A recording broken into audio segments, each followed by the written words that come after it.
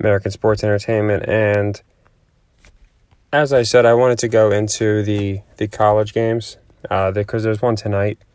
And I was going to post this tomorrow, it actually is tomorrow. It's 6 a.m. here, but I'm an insomniac. So instead of waiting until the afternoon and people won't have as much time, I figured we would pick this game tonight because this game is tonight. So it's in about 14 hours. And it's BYU versus Utah State. And I was looking at this game, and there's a few things I found intriguing.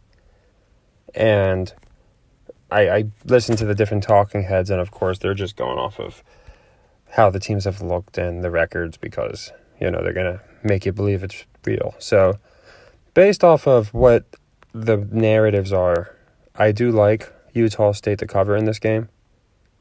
And the reason for that being, there's a few. So the only narrative I don't like is this is going to be the last scheduled rivalry matchup between these two teams, and it's an in-state rivalry. That's because BYU is moving to the Big 12. So that's the one thing I don't like about it is I feel like as you have BYU moving to the Big 12, they're going to want to make them look strong. So they're going to blow out a Mountain Conference team. But on the other side, and the reason that I'm taking Utah State here is because of the reason that I always go to, and you'll see. So it's not just a few teams. So there's about 122 teams here. And against the spread, there's only 12, I think. 12 that did not cover a spread yet, with Utah State being one of them. So, you can go back, you can check any year, really. And you're never going to see a team that just did not cover a spread in a particular year. As bad as they do, they'll cover the spread. It's just something you see every year. There's always a team that does bad, but 4-16, 5-15, etc. So, we have a few teams that haven't covered a spread yet, and Utah State's one of them. And the other reason I like this is because, again, they've been playing since I believe it was 1920. These two teams have been playing a scheduled game, a rivalry game, if you will. So, with this being their last one, while, again, I can kind of see the narrative of BYU, they want to make them strong, that can still happen with a win. They don't have to cover. And I think they're going to want to give fans of these teams that have watched the rivalry over the decades something of a close game. I don't think it's going to be a mopping. So that's why I do like Utah State here, plus 24. I think it's a safe one to go with. And, again, just everything setting up. It also, you'll see, while BYU is ranked and at home, they're getting a lot of points, or giving a lot of points. They're giving 24. So, again, it's another thing to me that just makes me feel like too good to be true kind of trap, if you will. So I just feel like a lot of people are going to see them ranked at home, take them at the spread. A lot of the talking heads are saying, yeah, it's only 3 scores, almost downplaying that, the 24-point spread. So, yeah, I like Utah State here, and it's going to be our first leg of another sequence. And since we have a few, just to make it more feasible, and not too convoluted, we already have 3 outstanding. So what we're going to do is this is going to be our bet for tonight. And then we are going to bet accordingly. By that I mean we'll see how this game and the Bengals game goes tonight. And we can always make one of our bets that we've already placed our second leg by just adding to it. So we're going to start it off here, take Utah State. It's going to be, I'm going to do this to win 20. And the reason I'm doing 20 is because if we have too many outstanding at 25, there's no guarantee every first leg hits. We want to make sure we have the balance to always cover our second legs. So just playing the odds, we most likely would anyway, but just to be safe, by doing 20 on this game, it just gives us more options. So we're going to do this one for 20.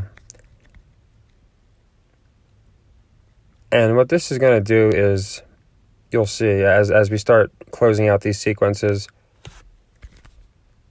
and our bankroll grows, we're going to be able to do more again, get more games at a time, and it's just going to make it a lot easier to profit.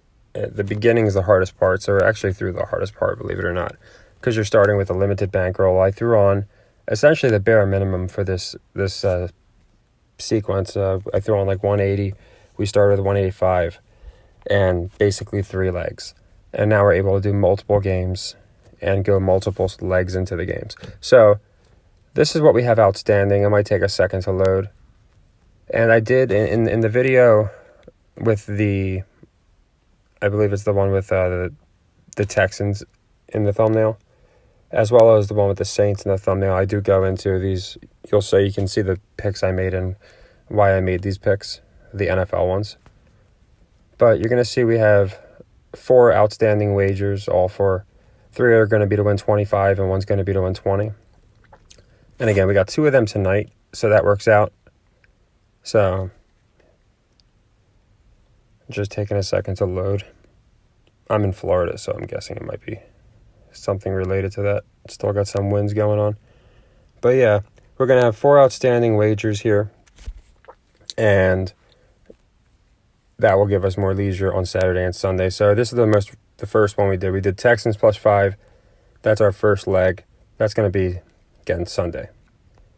And this one's also going to be Sunday morning. So one of these 2 we'll probably wind up adding to, should one of these 2 not come through. Bengals -4 tonight. I think that's a strong pick. I went over that one in the one with the Bengals thumbnail. And then here, for the aforementioned reasons, I do like Utah State to cover this 24-point spread. I think it'll be closer. It makes more sense to keep their 90th year rivalry that's ending a little closer than 24, in my opinion. And then here are the notes. I think I showed this. I brought up before as well. So yeah, it's 122-10 is the spread in the last this year. So only 10 teams that have yet to cover a spread. And so yeah, you can see we have these 3 that are to be determined, and then we can add Utah State University. And like I said, there's a good chance we will be adding to either the Houston or the New Orleans game, depending on how these go. So for now, this is what we have. We wagered $21.50 to win 20. And this is also to be determined. So I will go into more college games, obviously, but with 4 outstanding, as you can see, we don't want too many outstanding at a time. As you can see last week, imagine if we had the Buffalo game went to a 3rd leg. We won on Green Bay, but it's important to not have too many outstanding, because then it's just not feasible. So this is how I like to do it with this kind of bankroll, and we're going to do 20 on, like I said, the USU game. So that's what we have now. We'll be able to update that later tonight, depending on how the games go. And then another article I found interesting. This isn't about this week. This is about basically the season. And it's basically talking about how these guys from Jersey, this is before the Alabama game. So at this time, Utah State University was 1-0. They had beat UConn, but they didn't cover the spread. So it was just basically talking about how these guys decided after last year's season, they thought USU was a good team to bet on. And they bet $1,000 that they'd win the national championship. Now, they put this article out right before the Alabama game, and I have a very good feeling. I didn't see the article at the time, but I believe a lot of people probably saw this article and picked them to beat Alabama, or cover the spread, to cover the spread. And they even talk about how they were getting more action as a result of these guys making $1,000 bet upon $1,000 bet on Utah State. So I found that pretty interesting. So I could if I had seen that article in time, I definitely would have. This is before we were really doing our picks, though. I definitely would have liked Alabama just because of the narrative basically telling us the opposite. But yeah, it's just pretty funny. I'm sure a lot of people lost money on that game in week 1 or week 2. But so yeah, we like Utah State University here, the 24 points.